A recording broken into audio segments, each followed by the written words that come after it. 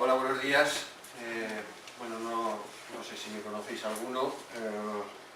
Mi nombre es Sebastián Sánchez Fortún Rodríguez, soy profesor titular, precisamente del área de toxicología, por lo tanto me está encantando la conversación que tenéis sobre toxicología de desinfectantes, etcétera, etcétera, porque me dedico fundamentalmente, mi labor investigadora es de toxicología ambiental. Fundamentalmente trabajo en alta desinfección, biocidas, etcétera, etcétera, sus problemas en el medio ambiente y tal. Por lo tanto, he seguido con mucho gusto todo lo que estabais comentando y todas las dudas que teníais con respecto a la utilización de todos estos desinfectantes, biocidas, etcétera, etcétera. Estoy a vuestra disposición si en algún momento determinado necesitáis cualquier cosa de esas. No estoy aquí como toxicólogo, que lo soy, sino porque en un momento determinado sacábamos las plazas como de toxicología y legislación sanitaria. Y por lo tanto desde el principio me ha tocado dar la antigua veterinaria legal, que se llama en las facultades, y que hoy la han cambiado por un nombre que prácticamente ni me lo he aprendido yo, ¿no? Deontología, medicina legal y legislación. Al final la veterinaria legal y todos los temas deontológicos y todas estas historias, ¿no? Yo lo que voy a querer es que entremos en este tema de la ética. Vamos a ir tocando todas las partes de la ética profesional veterinaria, porque es algo que podríamos meterlo en cualquiera de las cosas que hayáis ya hablado durante estas jornadas y que vayáis a hablar, y en todas las situaciones que os vais a ir encontrando en estos momentos en cualquier parte de nuestra profesión, bien sea el tema fundamental para vosotros del bienestar animal, con respecto a todo el tema de la recogida de animales, etcétera, etcétera. Y es que en realidad, bueno, pues somos una profesión en la cual hemos obtenido un título, y se espera de nosotros por parte de la sociedad que tengamos una forma de hacer las cosas que esté acorde primero con lo que nos demandan la sociedad, por otro lado lo que nos demanda nuestra propia profesión a través de las organizaciones colegiales, etcétera, etcétera, y en tercer lugar lo que nos demandan los dueños y finalmente los animales, ¿no?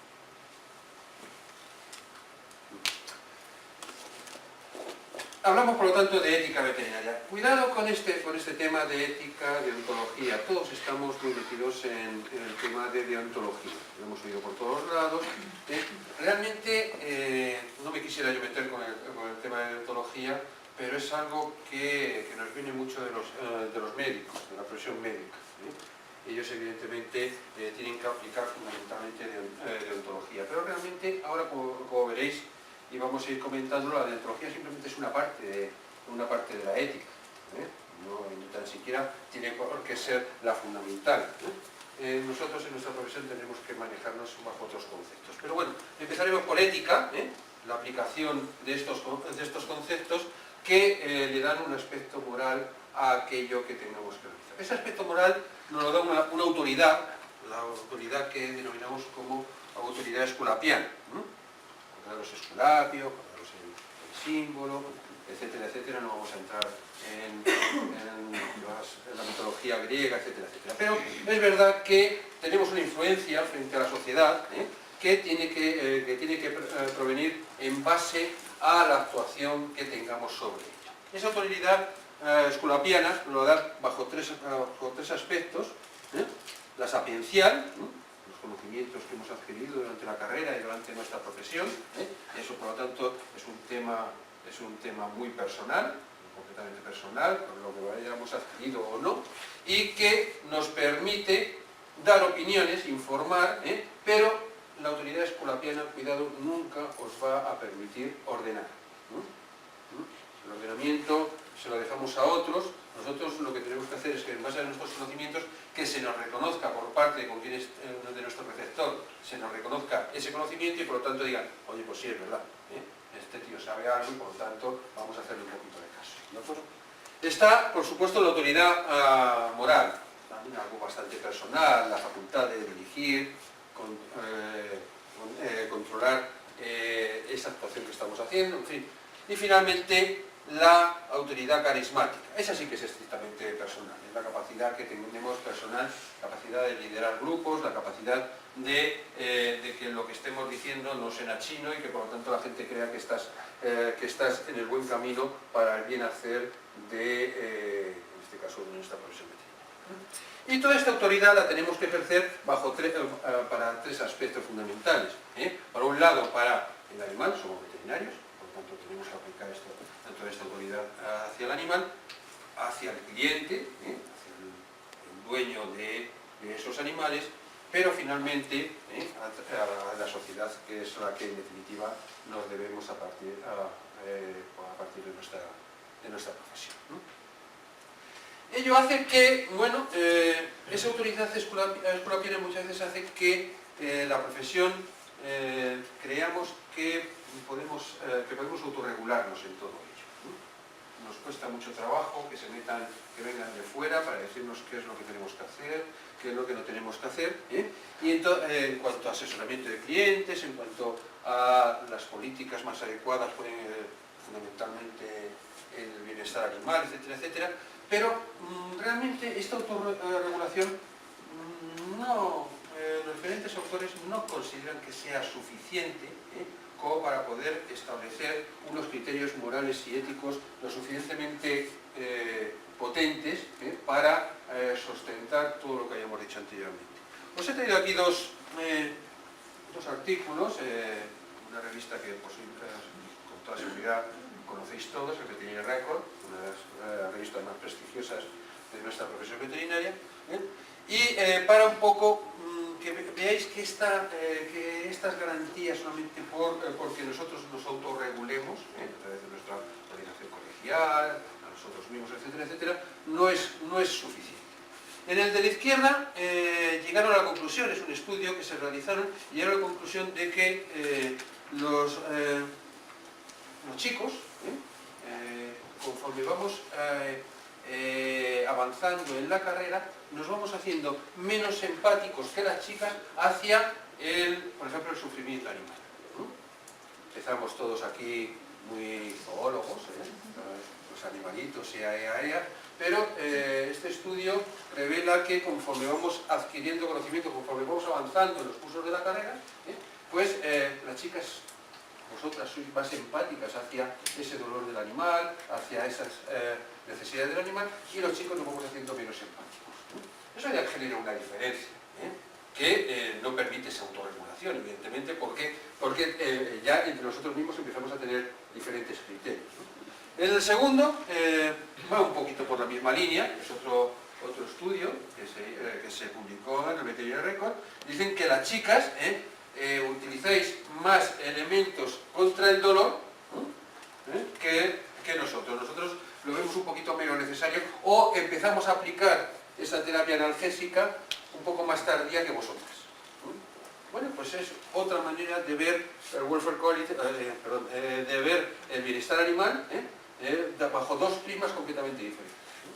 Esto ya nos indica que realmente autorregularnos como tal parece ser que podría tener determinados fallos para establecer los criterios éticos de cómo realizar nuestra profesión, ¿no?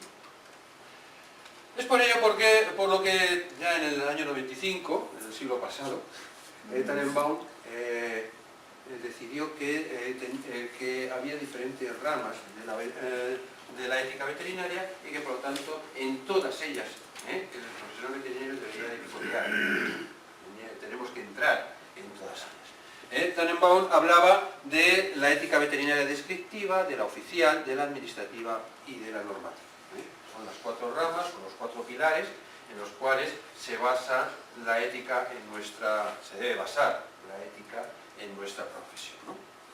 En cuanto a la ética descriptiva, lo que busca es hallar aquellos valores, normas, que la profesión en conjunto quiere aportar para que nuestro comportamiento sea, entre comillas, aceptable de cara a la sociedad, ¿no? Por lo tanto, es un valor de conjunto, ¿no? De todos nosotros veterinarios, debemos de tener ese valor en conjunto, ¿no? Os pongo como ejemplo, el ejemplo clásico que se pone siempre en la veterinaria descriptiva, del juramento juramento veterinario. El juramento veterinario, que todos lo conocemos, que apareció hace ya muchísimo tiempo, por la American Veterinary Medical Association, en el 59, después se fue modificado hasta que hemos llegado a una reformulación en el 2004, en el cual, bueno, como veis, toca tres puntos. En uno habla de cómo aplicar los conocimientos, en el tercero habla de la mejora continua que todo profesional debe tener, etcétera, etcétera.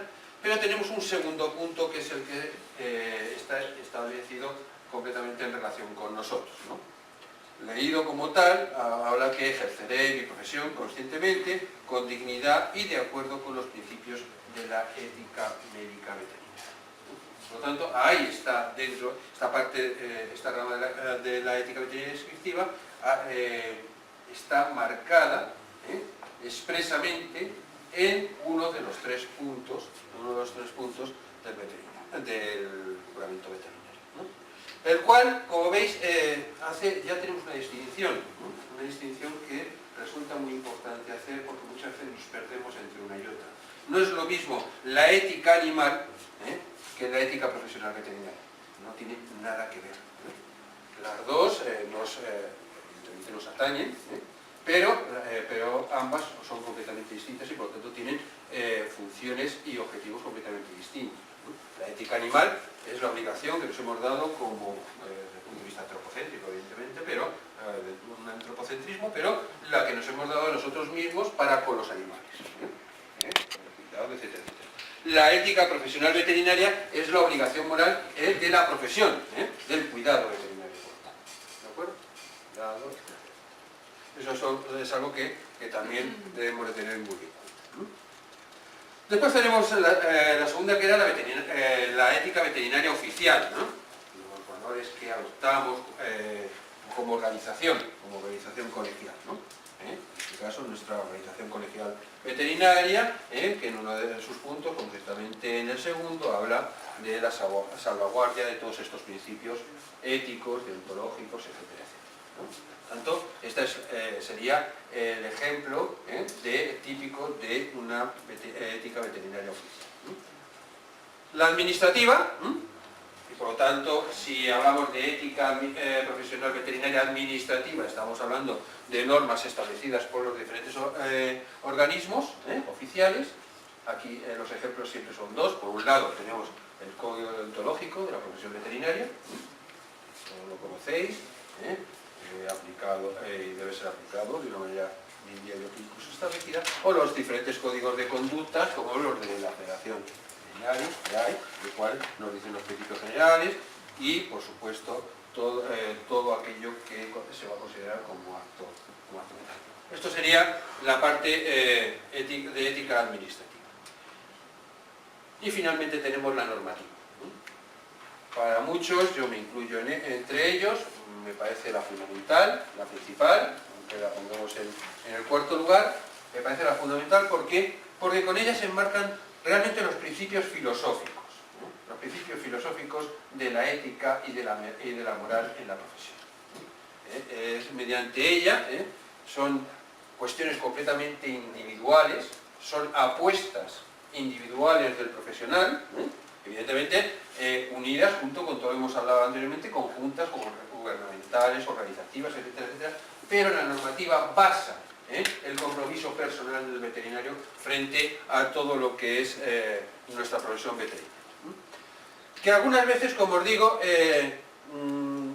cuesta trabajo, si os acordáis de cuando hemos hablado de la primera descriptiva, cuesta trabajo discernir en qué parte estaría la descriptiva y en qué parte estaría la ética profesional normativa.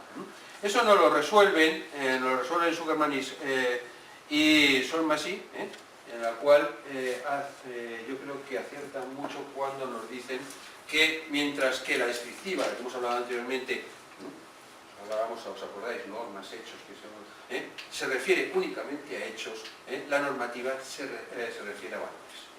Esa diferencia de hechos, valores, que nos marcan estos autores en este libro,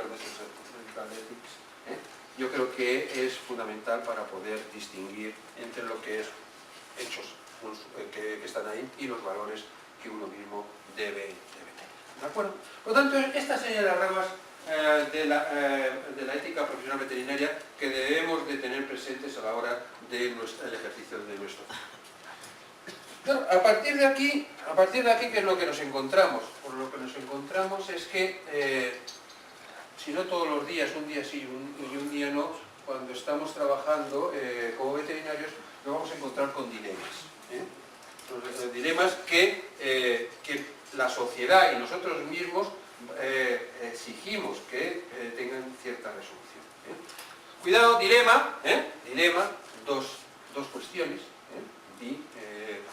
dos premisas, etcétera, etcétera.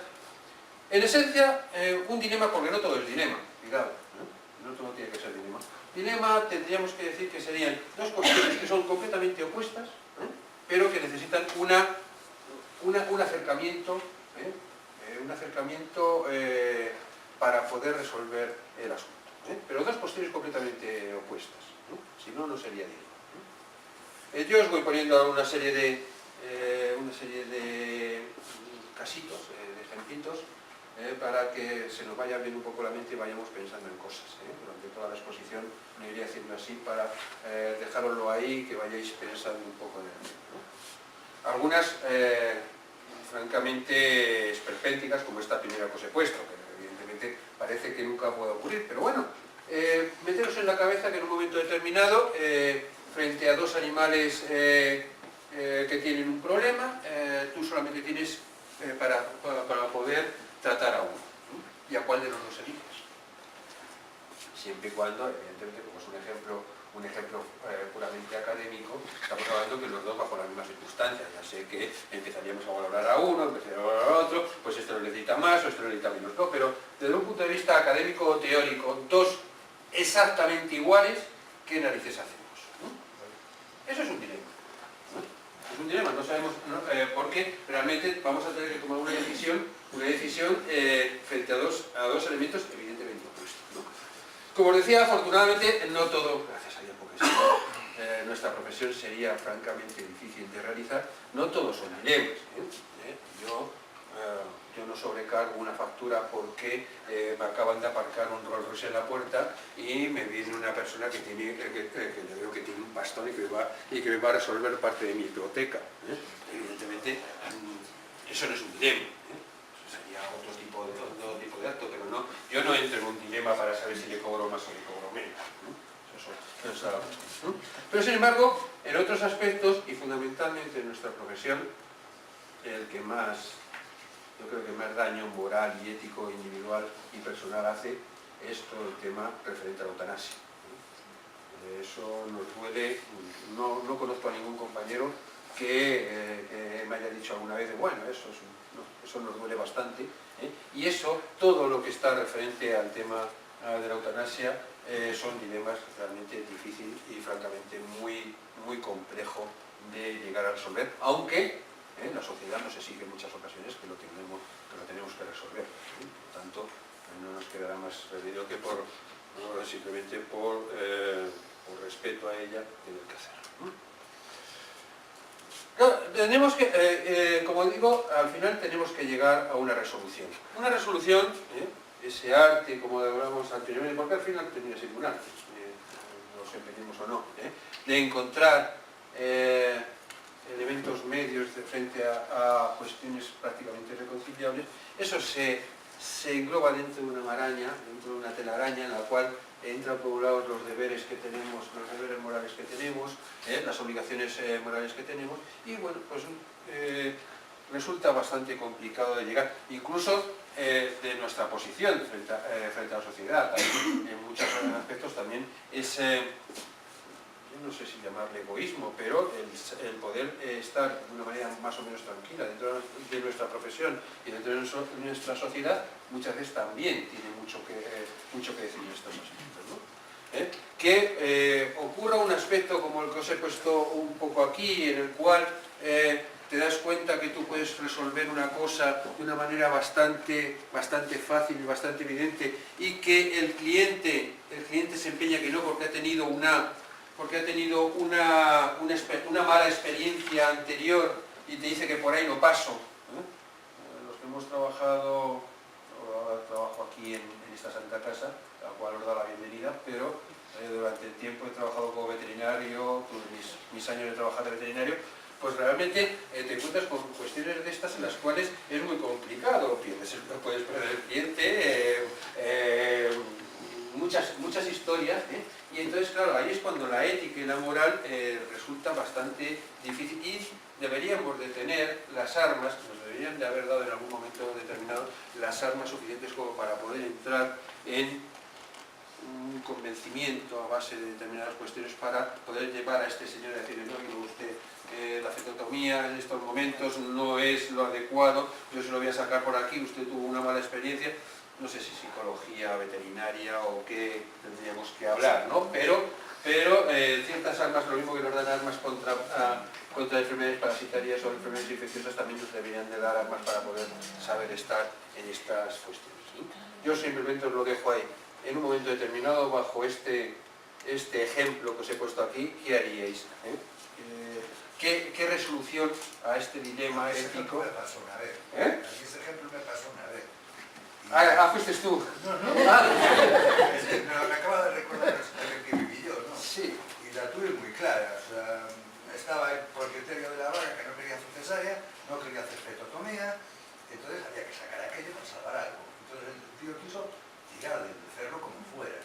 8 personas tirando por el becerro, lo cual yo desaconsejé, y lo que dije fue, a partir de ahora yo me quedo aquí para ayudar en lo que sea, pero la responsabilidad deja de ser mía, es del propietario de la vaca. Y sin embargo, dentro de nuestra profesión, esa postura, y perdóname que te lo diga así, no deberíamos de, yo no aconsejo que deberíamos de tomar nunca, porque va en contra de la primera diapositiva que os he puesto.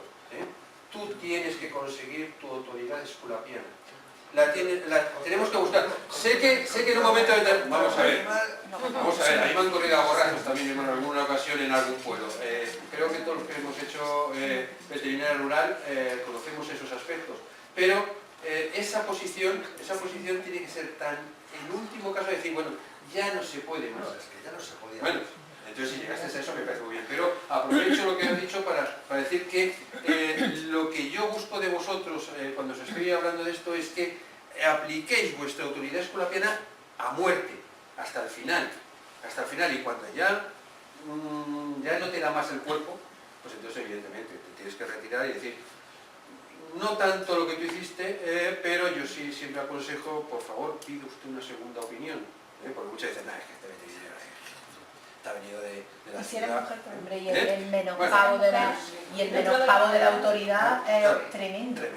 Entonces yo siempre os aconsejo que al menos ofrezcáis pide usted una segunda opinión, este compañero que lleva más tiempo, aunque lleve menos tiempo que tú, a lo mejor no, pero bueno, darle un poquito a la labia y decir, este compañero que es un verdadero especialista, es una persona, el otro, sí, no me veo especialista porque tú eres un garrulo, y que se vaya al otro y a ver si el otro también le dice lo mismo, y con un poco de suerte encauzamos esa autoridad esculapiana que os estoy intentando hacer, ¿de acuerdo? En fin, cosas así, ¿no? Porque claro, a partir de la resolución ética, el problema es que nos salen obligaciones. Nos aparecen obligaciones por todos los lados, ¿no? Desde luego tenemos la primera obligación, bueno, no es la primera, miento, pero bueno, yo le quiero incluir la primera porque para mí la primera es el animal. Pero bueno, vamos a empezar por la primera, la obligación con los clientes. Claro, nosotros tenemos obligaciones éticas con los clientes. Este recuerdo que os he puesto aquí son novedades, evidentemente, ¿no? Mantener los contratos, decir la verdad, explicar las opciones, el punto de confidencialidad, eso tiene que ser básico en nuestra tarea, pero obviedades, realmente obviedades, yo sí tengo algún compañero que considera que puede hacer mucho más daño dando la verdad en algunos aspectos, puede ser mucho más doloroso dar toda la verdad y a lo mejor es mucho mejor oscurecerla o taparla un poquito o adornarla para que bueno, pues que el cliente no llegue a sufrir. Estamos hablando evidentemente, pues, animales que muy queridos en nuestra sociedad hoy en día, los animales están tomando unos estatus en ese tema. También hay otros que, bueno, que podría ocurrir, bueno, frente a procedimientos como, por ejemplo, el ejemplo que os he puesto aquí, pues considerarían que en un momento determinado, ¿por qué voy a decirle al cliente un procedimiento más barato, pero que tengo un índice de resolución mucho más bajo? Me quedo con la primera opción que voy a tener en el caso del ejemplo que os pongo ahí, ¿no? Caso real, evidentemente, pero todo es así. Ha llegado un animal con un cachorro con una pata rota y además la suerte es que el cachorrillo de la niña y ha sido el padre el que la ha pisado y le ha roto la pata. O sea que encima el cliente viene ya con una carga de culpabilidad de lo que hay, ¿no? Tú sabes que eso lo vas a resolver de una manera y que además tu experiencia te da que a lo mejor en el 100% o en el 90 y muchos por ciento de los casos tú vas a dejar aquello niquelado. Y por lo tanto esa es la opción real.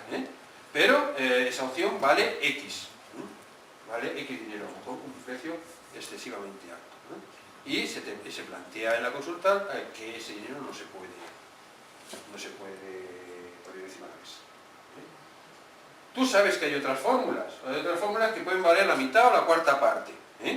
Ahora, no garantizas que ese animal se quede en un porcentaje como el otro, se quede bien.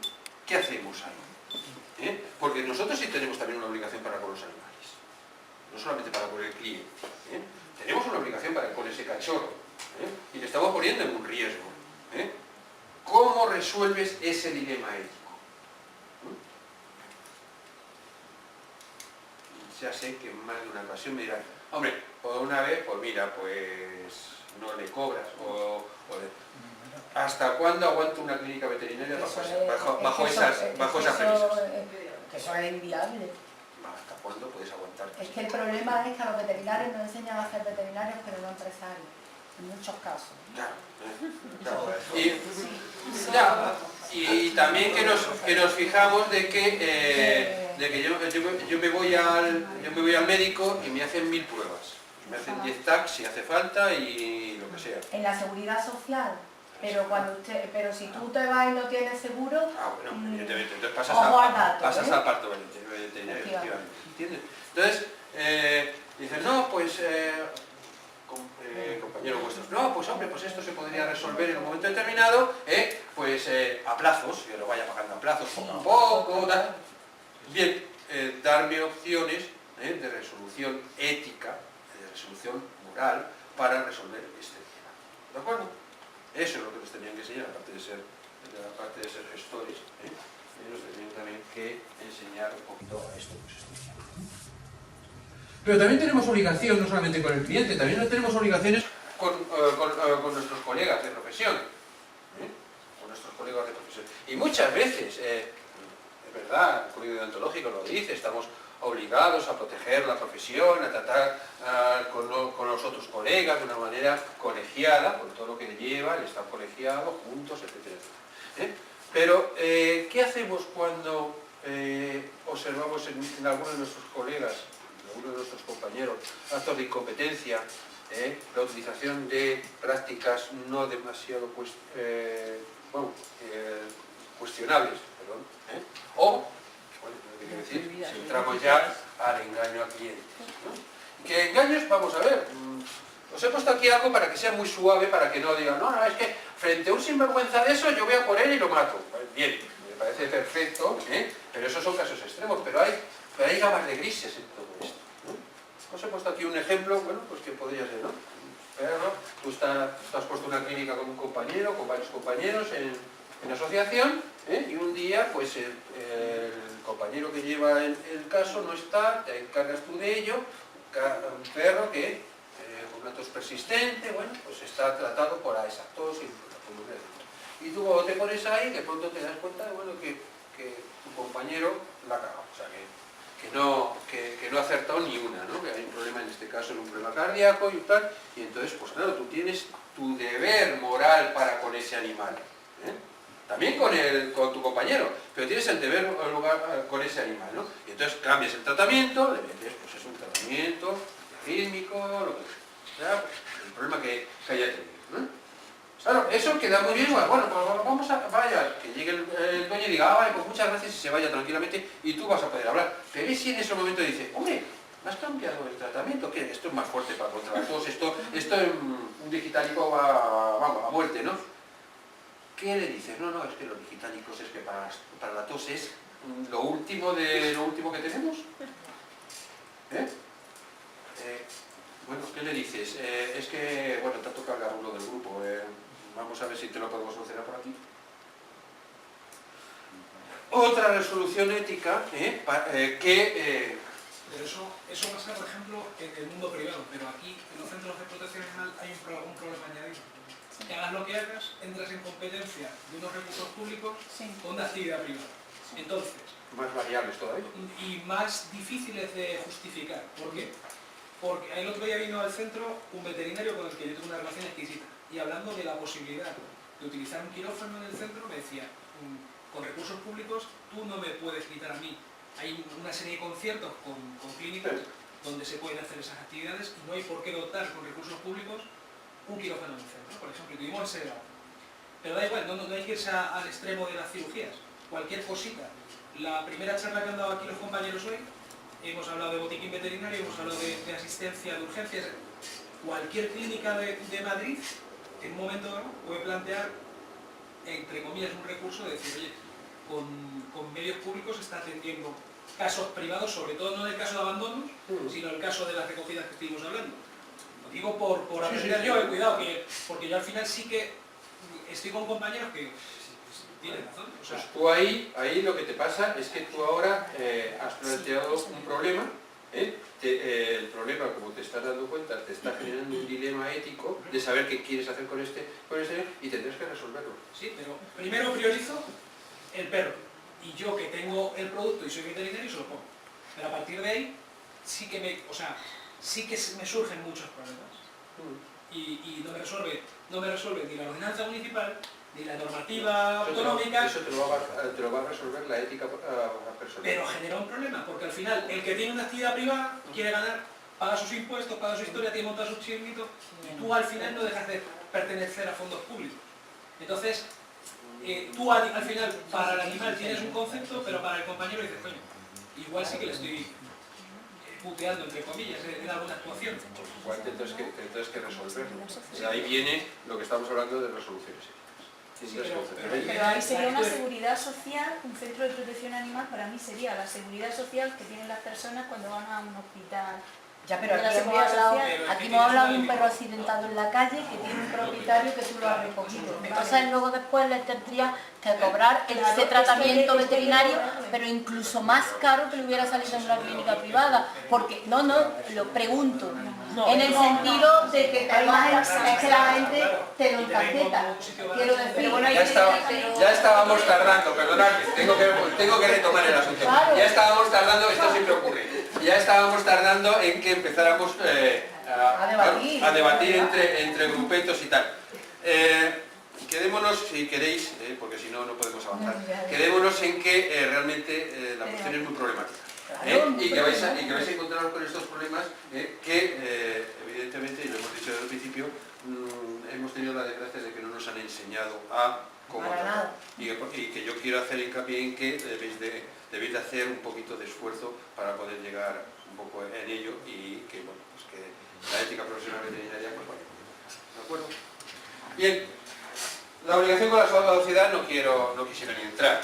Yo creo que todos la conocemos, sabemos cómo funciona el asunto. Y claro, ahí los dilemas éticos fundamentalmente vienen derivados. Yo siempre le digo que estos son derivaciones de la hipoteca. ¿Cuántos clientes soy capaz de perder para establecer un baremo exquisito, ético, profesional, veterinario con respecto a la sociedad?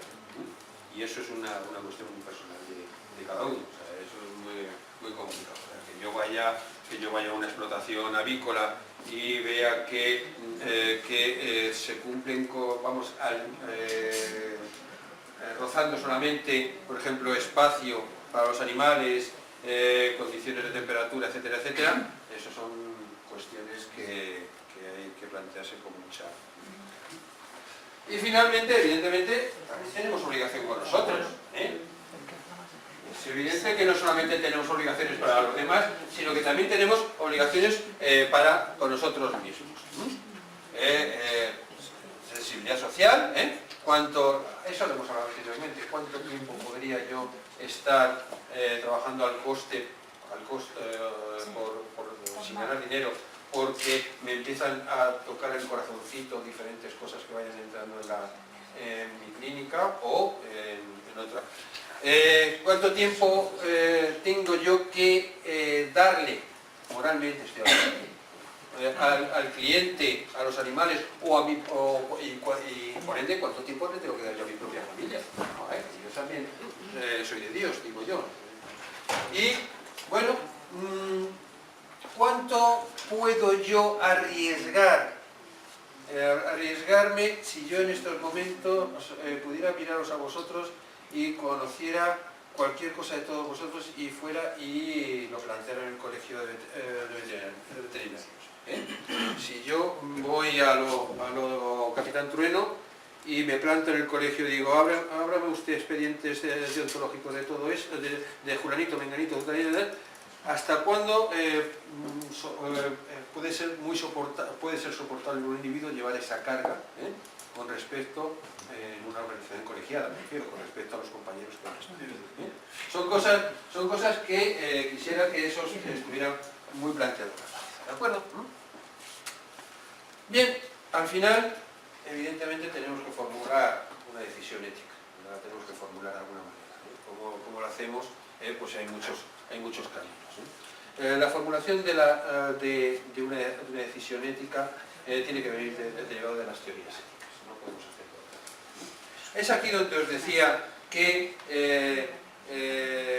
no es todo deontología. No es todo deontología. La ética se divide en dos teorías éticas. Una es evidentemente la deontología, pero la otra es el utilitarismo. Utilitarismo y deontología, que en nuestra profesión veterinaria, aunque parezca mentira, aplicamos las dos. Y tenemos que aplicar las dos. Los médicos no pueden utilizar las dos, evidentemente. Bueno, no pueden utilizarlas.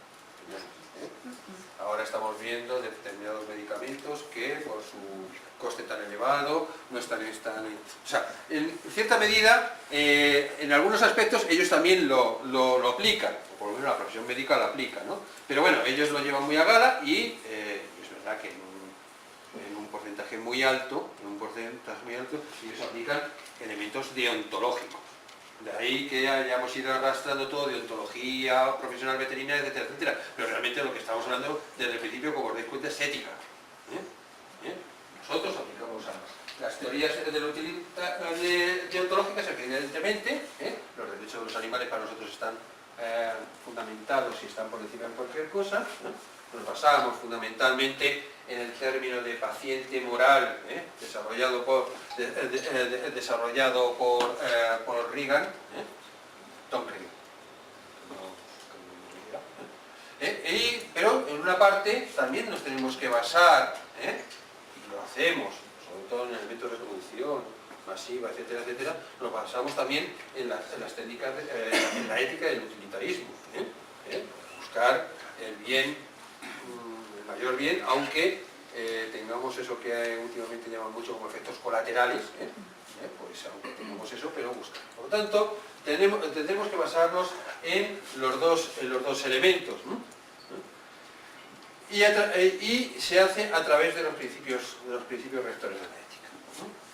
Son 4 principios, que son el de no maleficencia, lo traduzco un poquito a él, no hacer daño, no maleficencia, de beneficencia, que sería justamente el contrario, la mejora de la búsqueda del bienestar animal, el principio de autonomía del propio animal, el principio de autonomía y el principio de justicia. Os he puesto aquí un ejemplo para que veáis más o menos cómo se aplican los 4 principios rectores sobre un animal, ¿no? Sobre, en este caso, una paloma silvestre capturada y con un problema problema de fractura, etc. El principio de no maleficencia en este caso estaría basado en que resolvamos el tema lo antes posible para hacer el menor daño posible a ese individuo. El principio de beneficencia se lo estamos dando porque se supone que cuando terminemos le vamos a dar una calidad de vida, va a poder otra vez soportar la vida que tenía anteriormente. El proceso de autonomía se lo damos mientras la tenemos, con un buen alojamiento, o algo en el cual el animal pueda desarrollar más o menos sus capacidades fisiológicas, etc. Y a posteriori cuando la soltemos, porque va a tener ese carácter autónomo que evidentemente con la lesión que tenía no lo iba a poder tener.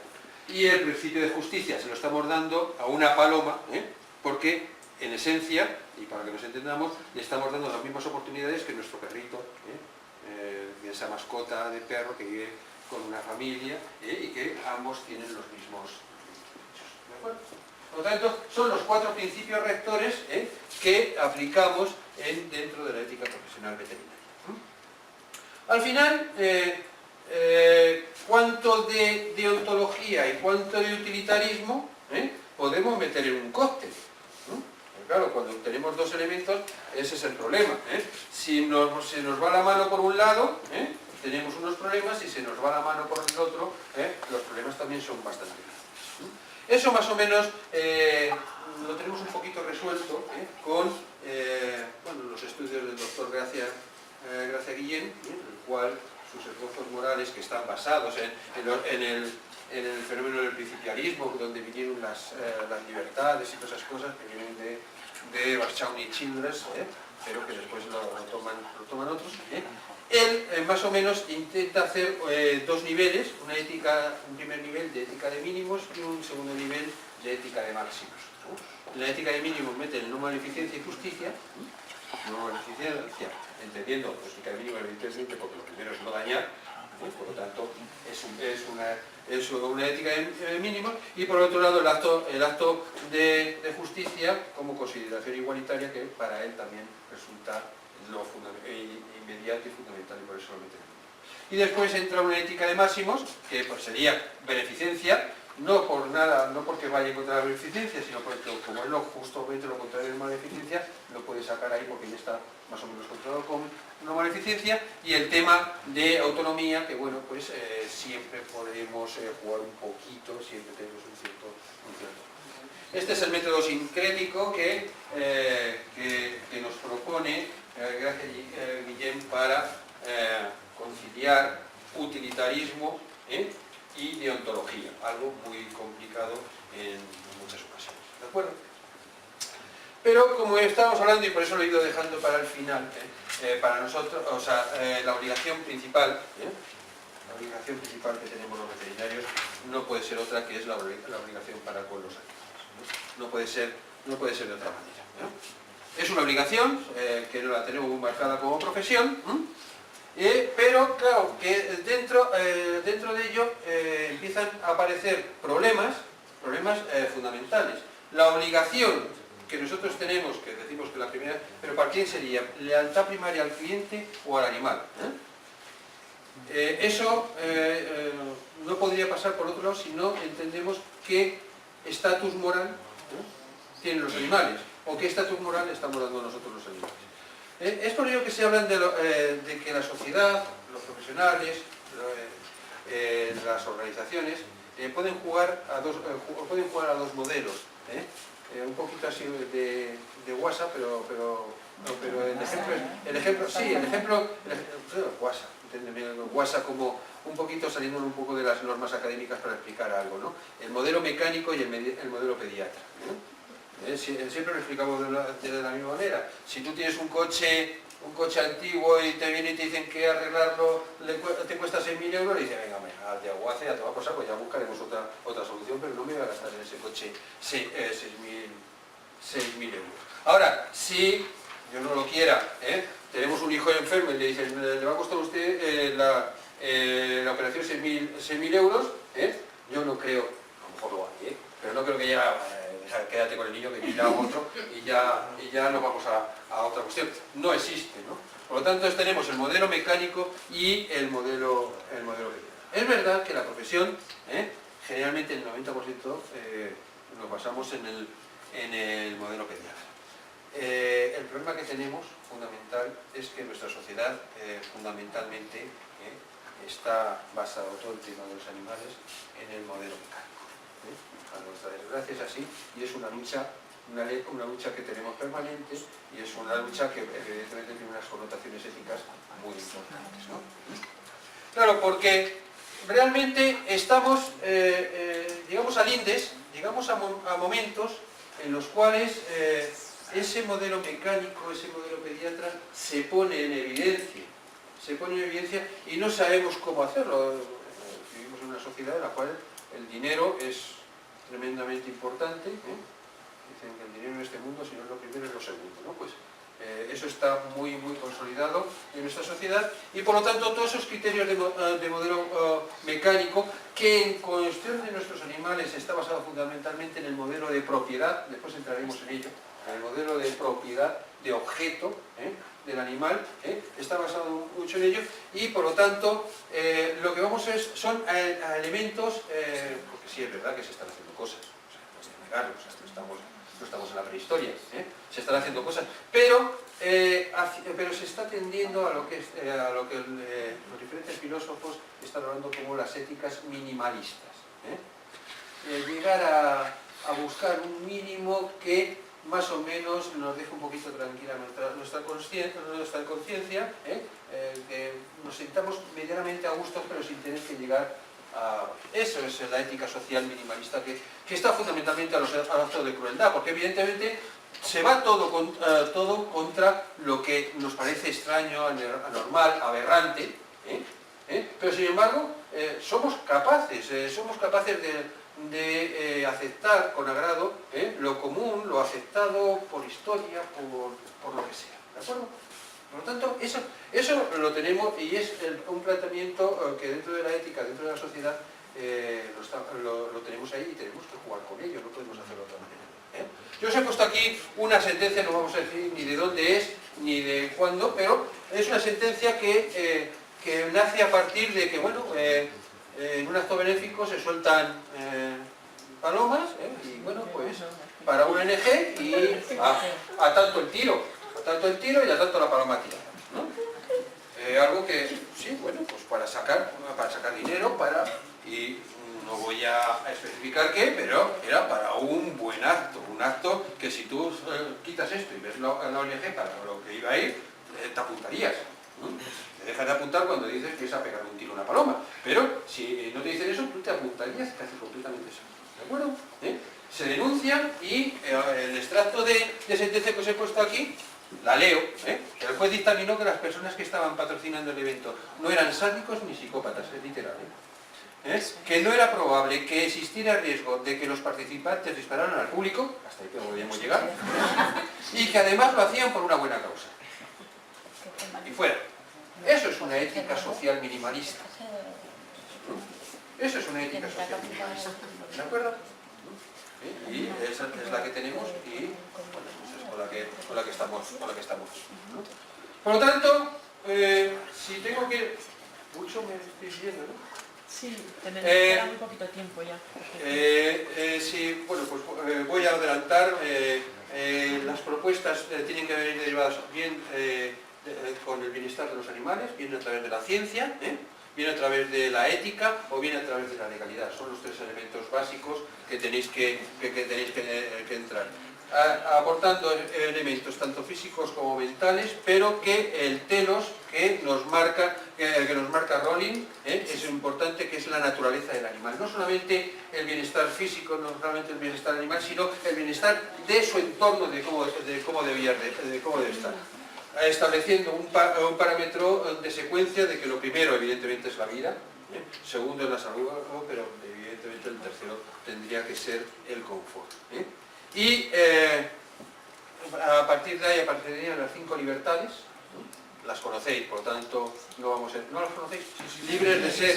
bueno, pues las 5 libertades, que son las que debemos de aplicar para la evaluación del bienestar animal, pero a partir de aquí tenemos unos retos que son muy difíciles. Me hubiera gustado que hubiéramos podido entrar más en ellos, pero uno de luego es lo que hemos llamado como sacrificio cero, desde el punto de vista ético, y que genera unos problemas muy importantes, sobre todo,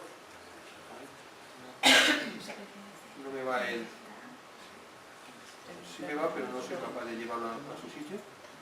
No sé, no he podido. Que va generando muchos problemas, parece ser que no tenemos mucho tiempo para entrar, pero el segundo te damos unos minutos porque creo que esto es muy interesante hablar sobre el tema de sacrificio. Pues entonces se puede ir para atrás. Y la restricción de espacio que supone. Sabéis, perfectamente, no vamos a entrar, me puedo ahorrar un poco todo el tema de la disposición, que eso lo conocéis, pero evidentemente se están prohibiendo en los centros, se está prohibiendo el sacrificio.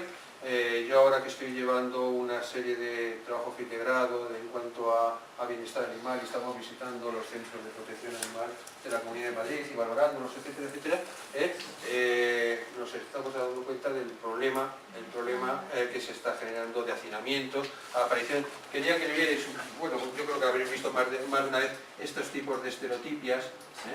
Pasa que yo no soy capaz de llevar esto a donde quiero llevar.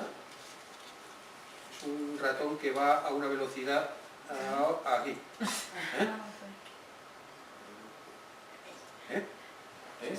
Que aparte del problema de hacinamiento, que va a ser muy importante, aparte del hacinamiento ya de PPPs, que es que ya va a ser muchísimo peor, todo este tema, aparte los animales empiezan a desarrollar verdaderas estereotipias realmente que sin un correcto trabajo etológico sobre ellos va a ser muy complicado de meterles en adopción. Eso va a ser complicadísimo, y que por lo tanto se produce el fenómeno, claro, entra en conflicto con lo del artículo 9, que sí nos permite la eutanasia, pero según en qué condiciones. Entonces, ese conflicto entre la ética normativa y las éticas que nos están aplicando la legislación, eso es un conflicto ético que debéis de resolver en algún momento porque es complicado. Bueno, y finalmente, otro de los desafíos que vais a tener muy potentes, y sobre todo vosotros si vais a trabajar en centros de protección recogida, es el tema de la cada vez más creciente movimiento de elevación del estatus moral del animal, ¿no? Sabéis que en España la denominación semoviente la controláis todos, Semoviente, Código Civil. Semoviente es un bien mueble que tiene las características de tener automovimiento. Claro, el Código Civil se hizo cuando todavía no existían ni los robots y esas cosas, por lo tanto, pero bueno, con ello lo que quiere decir es que es un animal, y por lo tanto si es un bien mueble, todos los que hemos hecho, y seguro que aquí todos lo hemos hecho, la declaración de la renta, si es un bien mueble es un objeto de apropiación. Y si es un objeto de apropiación es como tu bolso. Ni más ni menos. Ese es uno de los problemas que tenemos. Ahora bien, hay movimientos, está la campaña de Guardian, en las cuales se está elevando este estatus moral. Ya hay algunos códigos civiles, o el equivalente a nuestro código civil en Europa, que ya lo tiene, Alemania, Austria, Suiza, aquí todos dicen lo mismo, los animales no son objetos, están protegidos por estatutos especiales, etcétera. Eso está elevando el dintel, a lo mejor ya no podríamos hablar de que ese animal tenga propietario, sino lo que dicen guardián. Eso nos va a generar problemas éticos importantísimos. Os he puesto aquí tres rápidos. ¿Qué efecto tendrá esto en la capacidad de un veterinario para aportar una atención primaria rápida al animal? ¿Con quién tienes que hablar? ¿Con el animal? No es el propietario, ¿no? ¿Quién te tiene que dar el visto bueno? ¿El guardián? Pero el guardián no es eso, es una especie de tutor. No entra como tutor tampoco, con lo cual, vamos a ver. ¿Qué efecto tendrá esto al derecho de un guardián para determinar el cuidado de los animales? El guardián puede decir, no, mira, no, esto no. Bajo estas premisas, no... Pero es el único que está allí. O sea, es que esto lo vemos de aquí, pero al final te encuentras en la consulta o te encuentras en donde sea, perro, guardián, veterinario. Y ahí se tiene que resolver el tema. No, espérate, voy a llamar a la consejera de... para que no lo suba, porque no va a ocurrir. Bueno, y la tercera, ¿qué efecto tendrá como responsabilidad a la sociedad global que vamos a tener? Me recuerda mucho a las últimas películas del planeta de los simios. Ese estatus que cogen determinados individuos, creo que lo habéis visto en la película, ¿no? Ese estatus que cogen los individuos, ¿cómo se puede enfrentar la sociedad hacia eso? No lo sé.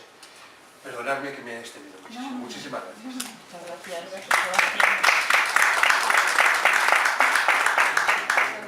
Si tenéis alguna pregunta brevemente, porque andamos... Muy breve, comentabas que la eutanasia es uno de los temas que más nos duele y ¿podrías facilitarnos de alguna forma herramientas para nosotros poder trabajar sobre eso? Herramientas para poder trabajar sobre el aspecto psíquico nuestro de la eutanasia. Sí. Vamos a ver, en Inglaterra lo tienen previsto.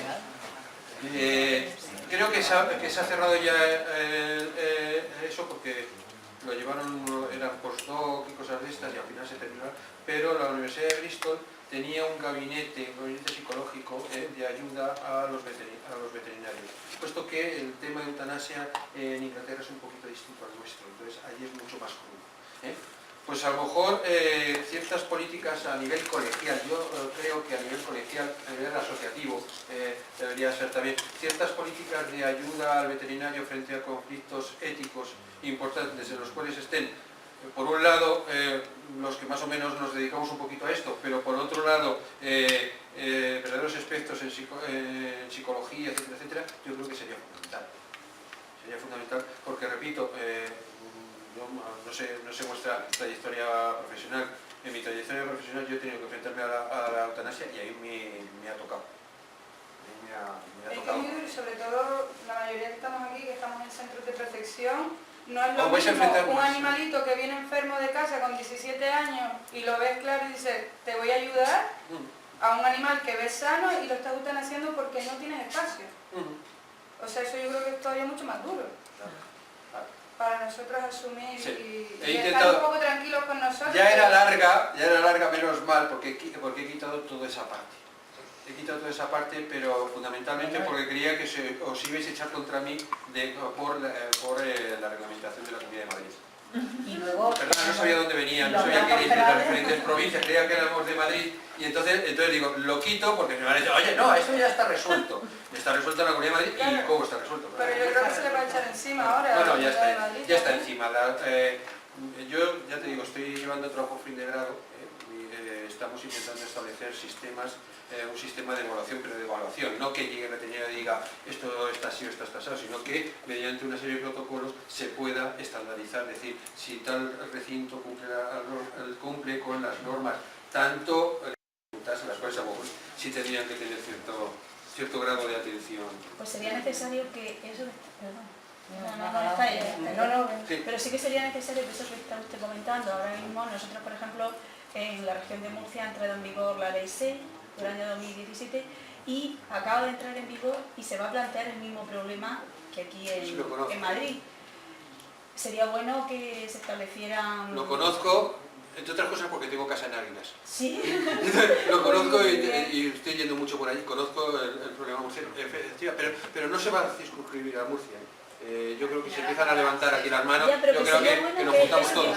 Desde la universidad están ahora mismo evaluando con los protocolos que quieren sacar y demás, en vistas a qué sería eutanasia y qué no sería eutanasia. Quizás la eutanasia, si el animal está dando las vueltas como estaba dando ahí y está en ese estado, a lo mejor sería necesaria, que deben de compartirlo. Eso para mí creo que debería de ser una obligación. Algo hay que hacer, porque esta estereotipia que os he puesto la recogió un alumno mío en una de estas evaluaciones. Nosotros particularmente hemos tenido que meter un educador canino, dejarnos ayudar por ello, y con los voluntarios, porque tenemos sacrificio cero desde el año 2007. Y estamos dejándonos ayudar ante la gran cantidad de animales potencialmente peligrosos, y todo el tipo de estereotipos que están presentando. O sea que Es un problema. habrá que meter dinero, ¿no? Una pregunta, Es que, por ejemplo, las estereotipias de los perros se ven muy evidentes, pero es que nos estamos olvidando de los gatos. Bueno, Y los gatos es un problema todavía. acabo de terminar un protocolo para evaluación de gatos en centros de protección. Acabo de terminarlo. Este año, dentro de unos meses, una alumna mía va a empezar a hacerlo. Vamos a ver qué tal funciona. Es que el gato silvestre y el gato feral, que Sí, es pero que bueno, eso ahí da hemos igual. buscado unas pautas, ya te contaré, porque va a empezar a hacer su TFG, va a ser de esto, le hemos decidido que sea de gatos, y hemos establecido una serie de parámetros y una serie de cosas, a ver cómo funciona. No te puedo decir si funcionará o no, porque todavía no lo hemos puesto en marcha.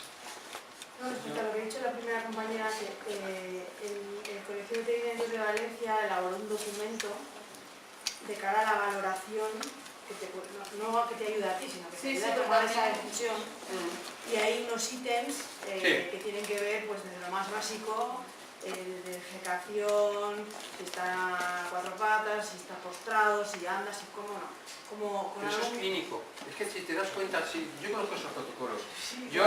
Es que Evidentemente es que esto daría para mucho más. Yo a mis alumnos les aporto un protocolo de cascada de decisión. De cascada de decisión ética, moral, basado en elementos evidentemente técnicos, pero una cascada de decisión. Para que no te sientas tan protagonista de esa eutanasia, sino que, oye, a mí la cascada me la estaba... ¿Y eso nos lo podrías aportar a nosotros? Pero es que eso no debería existir también un poco por ley. Sí, Porque al final yo tengo una manera de tomar Un una criterio, decisión, ella otro. Mi criterio Y al personal, la ley necesita un reglamento, por ¿por qué no ejemplo, ponerlo en el es- reglamento? mi criterio personal es llamar eutanasia a lo que realmente consideramos que es una eutanasia, Sí, pero a lo y mejor un después caso... hago diferencias entre sacrificios.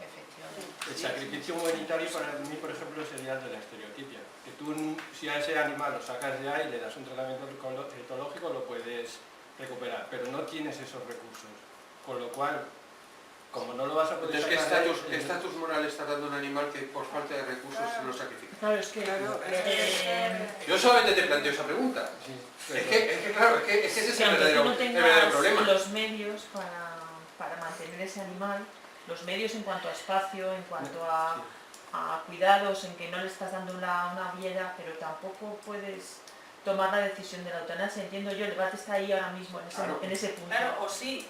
Es que a lo mejor lo que tienes que hacer es limitar la entrada de otros animales hasta que tú seas garante de que ese animal Y si esos pueda dar una animales están adopción. libres por ahí Si y hay con un peligro posible social, es que- dar la entrada, Sí, pero es que las competencias de un gestor de un centro, Claro. ¿dónde empiezan? ¿Cuáles Claro. son los límites de las Claro. competencias como director de un centro?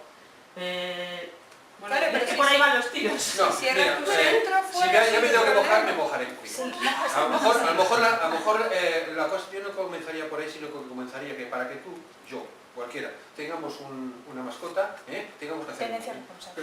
pero primero una tenencia Sí. responsable, un curso, Sí. en Francia Sí. lo tienes. Sí, sí.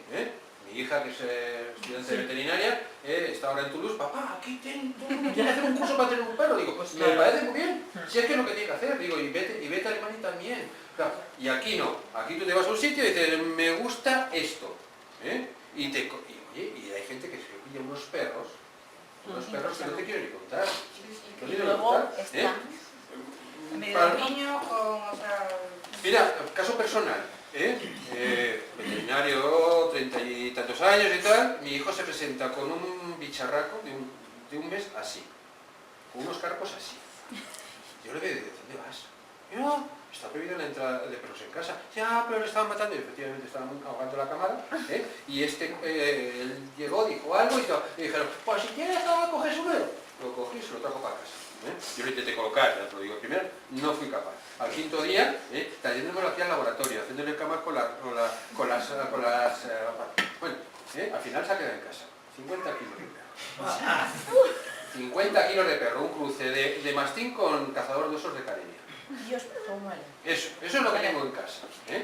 Mi hijo se... y aquí viene la historia que te quería decir. Mi hijo dijo, no papá, porque tú como siempre, yo quiero educar a este perro. Digo, Iván, que este bicho lleva el cruce con Carenia. Carelia, que a mí el mastín me preocupaba menos, pero de Carelia me preocupa, porque, vamos, he visto pocos Carelias, pero joder, la madre que los parió. Bueno, a mi hijo lo arrinconó 2 veces. 2 veces. Una vez, estaba mi hijo encima de la encimera de la cocina y mi perro ahí, diciéndole que por no quitarme el medio lo castré. La segunda vez esto dije, ¿me cargo yo ahora del perro? Me dio el perro. Ahora es una frisona, porque es blanco y negro, es una frisona toy, pero es una frisona. Va como una frisona, es un perrillo. De tenencia responsable de que según qué razas, de que según qué perros eso es lo primero. Porque muchos de los perros que están ahí fuera es porque el tío se ha cogido un American Stafford y que de pronto, pues como con los caimanes, cogían los camiones chiquitines y cuando ya no te cabían en la bañera, ¿entiendes? Hasta ahí estamos de acuerdo, pero el caso que ha dicho él es diferente. Por no tener recursos, ¿quién eres tú para sacrificar? Bueno, creo que yo te puedo mandar... tenemos que cortar el debate porque vamos a seguir. Yo la tuve la semana pasada en el centro, llamé a una asociación, que de eso va el módulo de este y se lo llevan y van a tratar de reconducirlo. Es que hay que Imagínate trabajar que yo mucho decido el tema sacrificarlo. ¿Quién soy yo para sacrificarlo? No sé dónde estarás tú, pero coméntale eso, por ejemplo, no me quisiera meter en un follón porque ahora a lo mejor me viene la fortuna y me dice que ellos también tienen el programa. Pero coméntaselo tú, o un centro que está masificado y que tendría que llevar 200 estereotipias de esas. A ver qué asociación te viene. A ver qué asociación te viene y dice, no, que yo me llevo las 200. En mi supuesto es que has explorado todas las vías, lógicamente. Llega un momento en que dices, no lo puedo sacar. Claro, pero a veces no tienes tampoco recurso económico para un adiestrador, para un tal, y tienes al perro ahí que está pasando mal. Decisión Y ética, entonces tomas una resolución ética. decisión, pero la mía a lo mejor es distinta que la de otra persona. Decisión ética, resolución ética. Pero debería existir una ley que marcara un poco esa situación. ¿Cómo? ¿Por qué Yo yo no voy a veo- decidir no veo una tan cosa claro y porque otra persona una norma tiene que ser sota, caballo, rey. Artículo 1 se dice no sé qué tal. Y esto tiene tantas variables Sí, pero al final el que... peso recae sobre el veterinario Claro, del centro.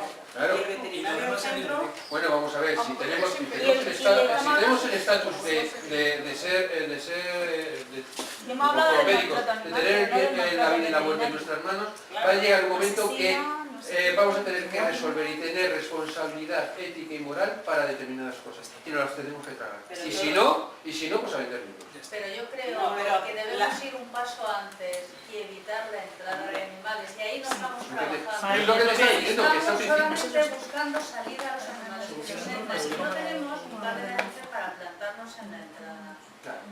Sí, me imagino que por ahí van los tiros de vuestros estudios, es decir, hasta qué punto voy a admitir más animales cuando existe un estatus de los animales que ahora mismo Y sobre está todo, muy comprometido. ¿quién tiene ese animal que después me lo va a dejar en la puerta? Porque somos Claro, paternalistas con claro. los ciudadanos. Bueno. La administración somos muy Y porque paternalistas. ¿quién para el ciudadano? Ya. ¿Qué te Y de los enfrentas? ayuntamientos, ojo, que luego está el concejal, Sí, claro. el Ya. alcalde, Bueno, no sé qué. perdonad, pero que... Lo siento, pero esta ya cosa- tenemos que cortar estoy porque estaba estoy a vuestra ya. disposición Yo en esta creo que santa la casa democracia para aguantar. Ha creado una Maltrato polémica. veterinario, pero sufrimos mucho. No, pero es verdad. Estoy a vuestra disposición para lo que Yo la necesitéis. cascada esa de decisiones que... Se la voy a pasar, a los coordinadores y que la veáis y bueno pues pero la cascada tiene que meter mucho componente individual. Sí, pero por Claro, lo es que menos lo que una hemos dicho durante guía toda la mañana. al vegano. Yo os la pasaré, la tengo ahí abajo. Algo, pero por lo menos algo tenemos. Vale, yo os pasaré eso, ¿de acuerdo? Vale, bueno.